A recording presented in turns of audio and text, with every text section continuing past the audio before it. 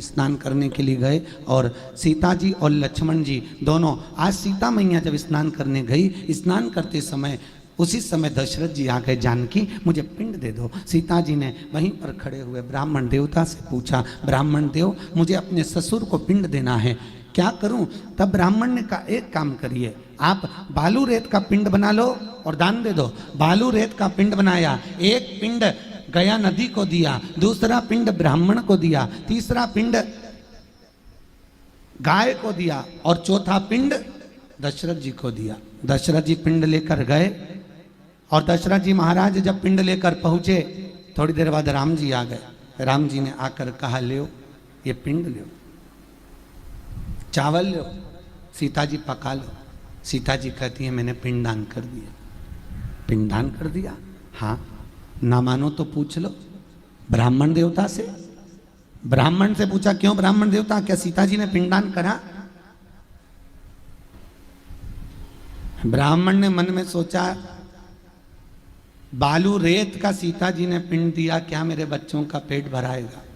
तो ब्राह्मण ने मना कर दिया, राम जी सीता जी ने कोई पिंडदान नहीं करा। सीता जी की आंख में आंसू भर गए और माता सीता रोती हुई बोली, ए ब्राह्मण देव, मैं तुम्हें श्राप देती हूं, तुमने मेरे पति राम के सामने झूठ बोला है, तुम कितना भी जोड़ लेना हमेशा तुम्हारे यहां कमी ही पड़ेगी। सीता जी ने फाल्गु नदी से कहा, गया नदी से कहा, फाल्गु तू बोल मैंने पिंडदान करा कि नहीं करा, तू बोल।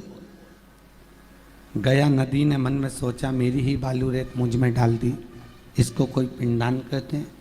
सीता जी ने उसी समय पर फाल्गु से कहा, आप बोलो। फाल्गु नदी कहती है, सीता जी ने कोई पिंडदान नहीं करा।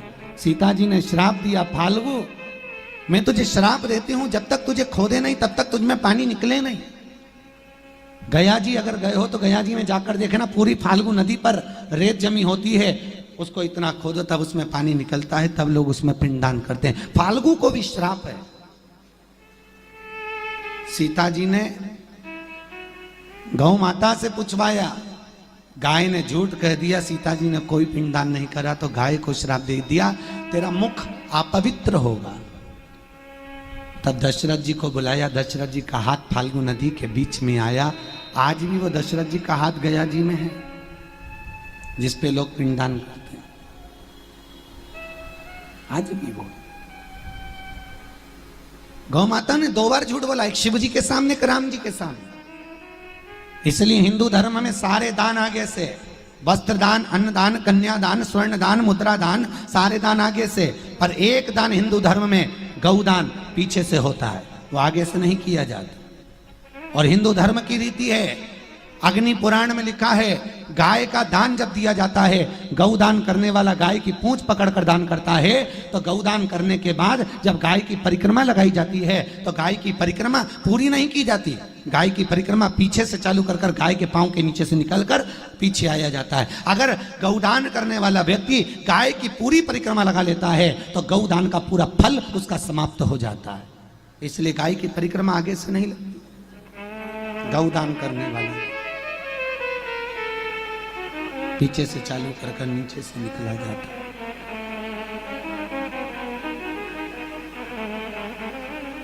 तेरा मुख अपवित्र है, तूने झूठ बोला। हिंदू धर्म में सारी परिक्रमा आगे से, सारे देवताओं की परिक्रमा आगे से होती है, पर हिंदू धर्म में केवल एक गौ माता की परिक्रमा आगे से नहीं, पीछे से चालू होकर पीछे ही समापन होती है। गाय की परिक्रमा कभी आगे से चालू होकर आगे समाप्त नहीं होती, पूंछ से चालू होगी और पूंछ पे ही समापन होगी, क्योंकि इसने झूठ बोला, ये झूठ कह रही। शिव जी को सत्य प्रिय है, शिव को असत्य प्रिय नहीं है। झूठ ना कहिए, असत्य ना बोलिए। जितना सत्यमय जियोगे जीवन को उतना आनंदित होगा। सत्यमय जियो।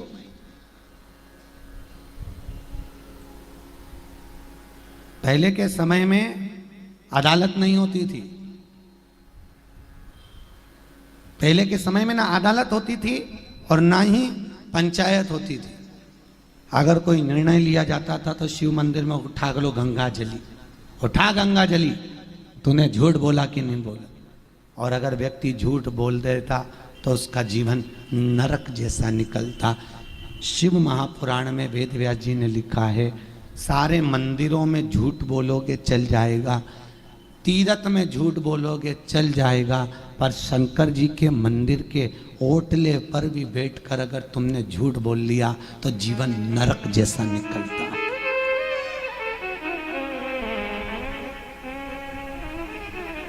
नरक अंतिम बिंदु शिव है।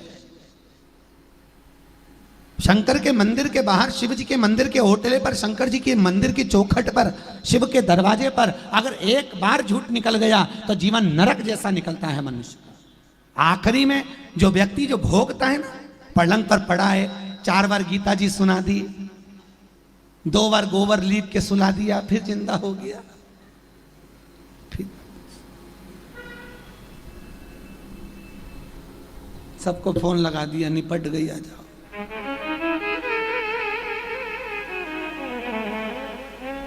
आई तो मालूम पड़ा अभी सांस चल रही है, 1.5 साल और निकाल दिया, फिर से आया।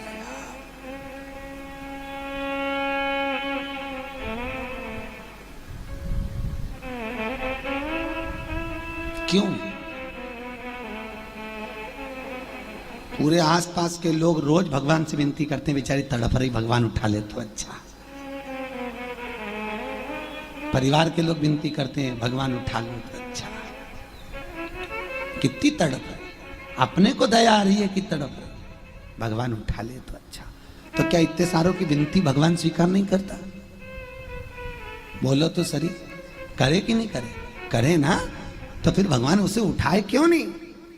भगवान के नहीं, अभी नहीं उठाऊंगा, पूरा हिसाब बराबर करना है। जितना झूठ बोला है उसको अंतिम समय में भोग कर निकालना पड़ता है। अंतिम समय कर्म का भोग भोगना है। हम कई बार शिव महापुराण की कथा में बारंबार कहते हैं, भगवान से नहीं डरना मत डरो, गुरुओं से नहीं डरना मत डरो, धर्म और शास्त्रों से नहीं डरना मत डरो, वेद और पुराण से नहीं डरना मत डरो, मंदिर और देवालय से नहीं डरना मत डरो, शंकराचार्य मठाधीश पीठाधीश किसी से नहीं डरना मत डरो, किसी महात्मा जोगी सन्यासी तपस्वी साधक उपासक से नहीं डरना मत डरो। पर याद रखना, अपने कर्म से जरूर डरना, क्योंकि कर्म का भोग तो परमात्मा को भी भोगना पड़ता है। कर्म का भोग तो वो भी भोगेगा। सीता जी ने एक चिड़िया को बंदी बनाया तो उनको लंका की कैद में जाना पड़ा, भोग तो भोगा। कर्म का भोग।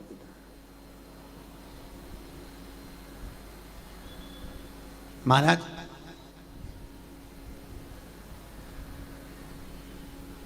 एक राजा के लड़के की शादी हुई, बहू आ गई।